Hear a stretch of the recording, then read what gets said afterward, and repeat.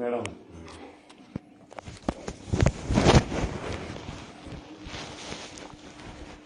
ఇంకోటి ఇప్పుడు ఎస్బీఐ ఉంది కదా, కానీ ఏదైనా లోపల ఉంటే అందరితో కలిసిపోవాలి.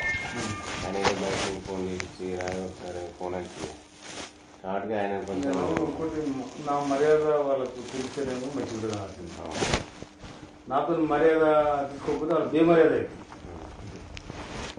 అదే మీరు అదే ఎవడే సంసారి చెప్పండి, ఎవడో సంసారి చెప్పండి, ఎవడో సుధకు చెప్పండి. ఎలా దాదాపు కోట్ల రూపాయలు ఖర్చు పెట్టి గెలిచింది. ఇక నా ముందే కట్టుకొని రేపు ఎన్నికల కోసం పెట్టుకుంటాను. నేను బయటకు వెళ్తే రోజు లక్ష రూపాయలు కట్టుకోవాలి. మళ్ళీ ఇంటికి వచ్చాక డిగ్రీ కూడా అయిపోయింది. మామూలుగా మీరు డబ్బులు తీసుకుని అది ఇన్సూరెన్స్ అయితే ఏమైంది అన్యవాడ మీనంగా అయితే బండి దూరం ఉంది, బొమ్మ దగ్గర ఉంది, మీరు నడుచుకుని ముందుకు వెళ్ళిపోయారు. డబ్బులు లేవు టైంకి పెట్టుకోను. అప్పుడు నేనే ఇచ్చినాక మనోడు 50 వేలు ఇంత ముందుకే 50,000 కట్టుండే కానీ అప్పుడే తక్కువ చేసినాం. లెక్క పెట్టిస్తాను 5-10 వేలే మిగిలిన అడిగినట్టు నేను పచ్చాడే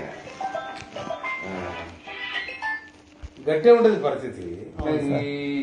ఇట్లా ఈ చిల్లర వచ్చి ఈ బర్కది కూడా ఉండేది నాకు ఎరకది. ఏదైనా పుల్లి కొట్టాలి, పుల్లి కొడితే అది మనకు రేపు వస్తుంది. కానీ ఇవన్నీ మన చిల్లర కలిసి మెయింటెనెన్సే. నాకు డైలీ ఒక డీజిలే 7,000 రూపాయలు డీజిల్ వస్తుంది.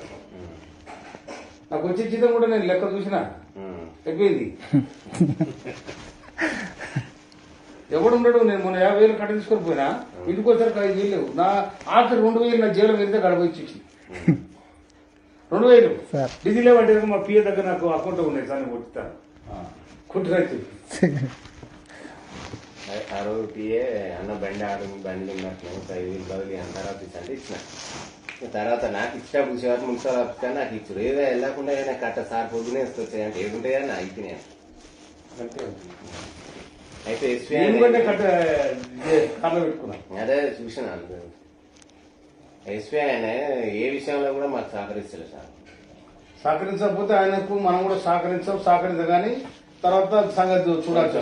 కొంచెం మీరు అటు కన్ను పెట్టాలి. ఇంకోటి ఆ బెల్ట్ షాపులు ఉన్నాయి కదా, ఆయన ఏ రేటు ఉన్నాయో ఆ బెల్ట్ షాప్ రేటు అది చూసి సిఐ గారు చెప్తే అది ఒక గంట కనిపెడితే మేము అట్లానే కొంచెం సేఫ్ అవుతాం. తప్పకుండా